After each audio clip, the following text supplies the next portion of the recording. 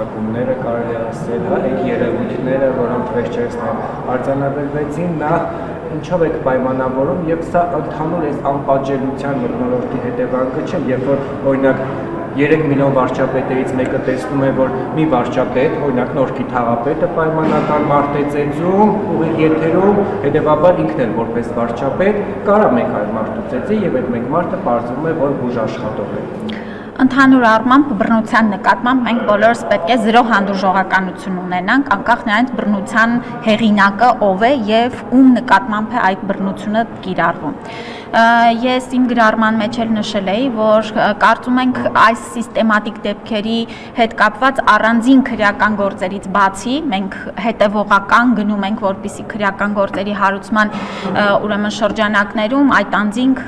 հավուր պատշաճի նաև պատասխանատվություն կրեն, բայց կարծում ենք, որ շտապօգնության մեքենաների կահավորման հետ կապված եւս պետք է փոփոխություններ անենք։ Նախ նշեմ, որ արդեն իսկ քննարկում ենք շտապօգնության մեքենաների վրա ուրեմն տեսախցիկների տեղակայման հարցը, որպիսի թե չզիջման, թե նաև ուրեմն այլ հարցերի հետ կապված ավելի ընդհանրական պատկեր ունենանք։ Բացի դրանից պիտի մասնագիտական հանրության հետ քննարկենք նաև անձնակազմի ինքնապաշտպանական միջոցների հետ կապված ինչպիսի միջազգային փորձ կա, ինչ միջոցներ կան, որ մենք կարող ենք դրանք եւս տրամադրել, որովհետեւ մեր կարծիքով շտապօգնության բրիգադը անկախ նրանից պացիենտը գոհ է այդ ուրեմն բրիգադի աշխատանքից թե ոչ, գոհ լինել կամ չլինելը այլ ձևաչափով, այլ տեղում պետք է արտահայտվի եւ բացառվի որևէ մեկի նկատմամբ բռնության կիրառումը։ Հնարավոր է քննարկումների արդյունքում օրինակ նաեւ որոշում կայացվի, որոնք հատկապես գիշերային ժամերին, այդ շտապօգնության ուղեկցող բրիգադների հետ ոստիկանության աշխատակիցներ եւս։ Կարծում եմ, որ այդ տարբերակը չէ, որովհետեւ դա եւս համակարգային ծանրաբեռնվածության չպիտի հանգեցնենք եւ ըստ էության այս բացառիկ դեպքերի պատճառով մարդկանց հավելյալ տագնապ չներշնչենք, որ շտապօգնության մեքենայի հետ ոստիկանության մեքենա էլ է գալիս, չէ, մենք կուսումնասիրենք այլ ձևաչափեր, ինչպիսին կան աշխարհում կիրառվող անհատական պաշտպանության կան մեխանիզմներ եւ դրանց հետ կապված առաջիկա մեկ ամսվա ընթացքում կամփոփենք, ես նաեւ հանրային կերպով դրան կանդրադառնամ։ Կապակցությունների կենտրոնի ուսուցկաբանականի Սունիկորուսավոչ ԲԿ-ի ինֆեկցիոնի հոգեկան առողջության ու պահպանման ազգային կենտրոնի աշխատակիցների ինչ պատճառով է հեռացել։ Դե գիտեք, այդպես կարող եք շարունակել վերջին 7 տարվա ընթացքում ցուցակը մեծ է աշխատանքից ազատված նոր կադրերով, կարծեմ արդեն անդրադարձել եմ այդ հարցին, տեսեք, ուրեմն հարգելիներս, ընդհանուր առմամբ կադրային ուրեմն փոփոխությունները պետք է մշտական լինեն եւ առանց այսպես դրան ինչ որ բան վերաբերվելու, որ ինչ որ բան է տեղի ունեցել։ Որոշ դեպքերում պայմանագրերը դադարել են, լուծվել են եւ ես դրա հետ կապված արդեն բրիֆինգին անդրադարձել եմ։ Հաջորդիվ կան անձինք, ովքեր որ պայմանագրերը լրացել են, նոր պայմանագրեր չենք կնքելու եւ եւս մրցույթ է կայացվելու, որպեսզի հասկանանք ինչ փոփոխություններ պիտի անենք։ Տեսեք, տեղեկություններ եթե թույլ տաք, եթե հապես եք, ասել դիմում գրի, հրաժարականի դիմում գրի մեկ եւ որ անհրաժեշտ լինի, ես ինքս կմակագրեմ նման տեղեկություններ մենք ունենք։ Լարված են եղել պայմանագրերը։ Հարգելիներս, կադրն է այսպես ասած եղել։ Ես նաև Լենան Անուշյանի մտերիմ եմ։ Հարգելի գործընկերներ, եթե դուք այս դիտարկումները անեիք 2021 թվականին, գուցե ինչ-որ տեղին լիներ այդ արգումենտը։ Չէի կարող սպասել 4.5 տարի եւ հետո այս արգումենտի հետ կապված որոշակի գործողություններ անել։ Խնդրում եմ մի անիմաստ ինչ-որ բամբասանքների եւ չգիտեմ ինչերի տեղիք տալ։ Ինչ է նշանակում պայմանագրի մասին տեղեկացրել եք լուծարման։ Դա հստակ ընթացակարգ է, ցանկացած աշխատանքային պայմանագիր լուծարումից առաջ մարդուն պետք է տեղեկացնես դրա մասին գրավոր կերպով եւ մենք էլ հստակ կերպով հետեւում ենք։ Հաջորդիվ պիտի ասեմ, որ գիտեք, որ նաեւ մարզային բժշկական կենտրոններն են արդեն առողջապահության նախարարության ենթակայության գտնվում եւ այս մասով էլ ես կարծում եմ, որ մեր համակարգում կադրային փոփոխությունները ցանկալի են,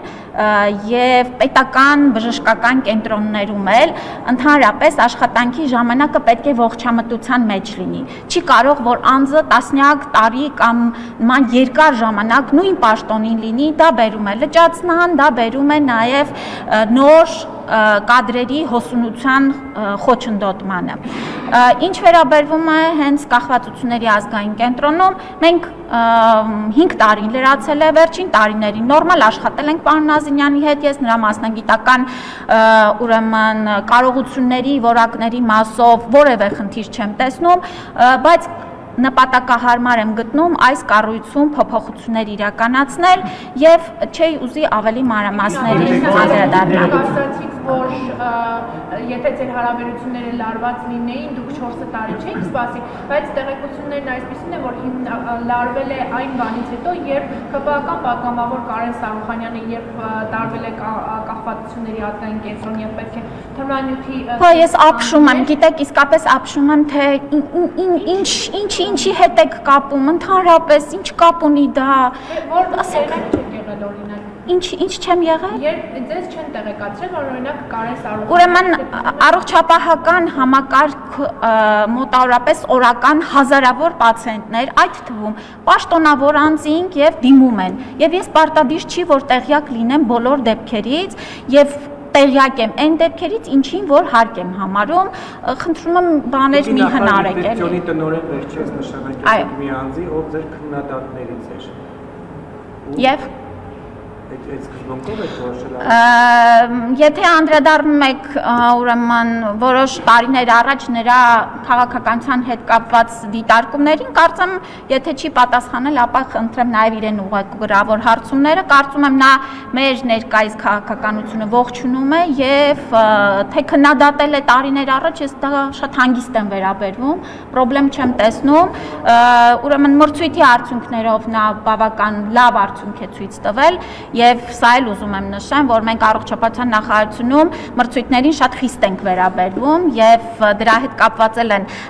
բաներ, դիտարկումներ լինում, թե ինչու են մարդիկ կտրվում են, որովհետեւ խստորեն ենք մոտենում, ոչ թե ֆորմալ առումով եւ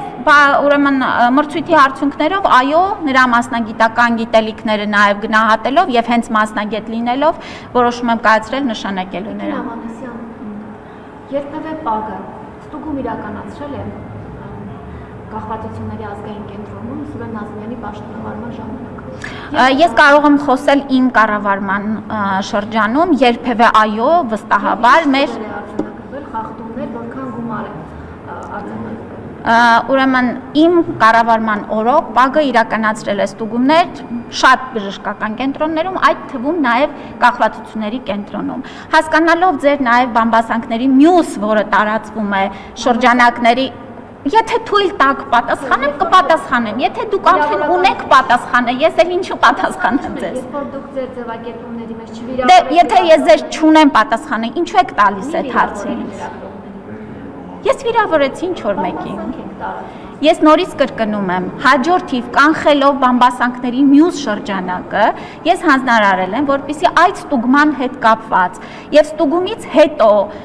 թե պետական վերահսկողական ծառայության կողմից իրականացված ստուգումները նախարարությունում թե ինչպես են իրականացվել ստուգումները եւ արդյունքները ինչպիսին են եղել եւ դրա շրջանակներում հարուցված քրեական գործի շրջանակներում իրականացված ստուգումները թե արդյոք այդ ընթացքում որևէ պաշտոնատար անձ իր լիազորությունները անցել է թե ոչ հստակ տեղեկանք պատրաստել եւ ձեզ տրամադրել որ դուք որևէ